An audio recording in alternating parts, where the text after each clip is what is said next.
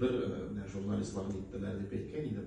Bir shular sizning kollegalarga aytdim qizlarga, hali kuyovga chiqmagan qizlarga ipoteka bermaslik kerak.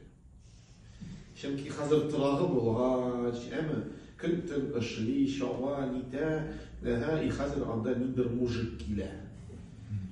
Ama naskilarni tashlay, turli komandalarni bera boshlay, shuni oshasım kelar, buni pishir, ertalab tur, kiyimni utukla deb, shunda albatta o'zining turog'i o'rni bo'lgach, butun yetkach, qiz endi men albatta yigit ko'zi bilan aytyapti. Qizlar balki boshqacha o'ylaydi. Qizlar endi men narsaga menga kerakda deb o'ylagan mumkin.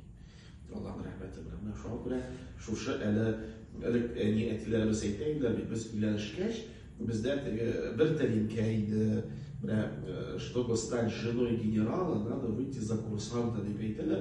Mana shu masalalarni ali qaralib kelarlar deydi. Hazrat, mana qo'lni so'ray, bir narsasi yo'q, o'qib bitirgan, ishgagina kirgan, nishlik mikan, shunda siyikli Payg'ambar sollallohu alayhi vasallam aytadi. Agarda siz uni ko'rasiz ekan, o'tirish,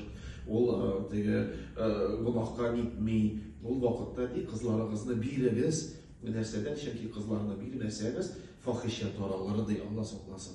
Bunda shu do'rak bosh bilan chiqmasan, uylanmasan, onları ileride de şahı da avurlaktır.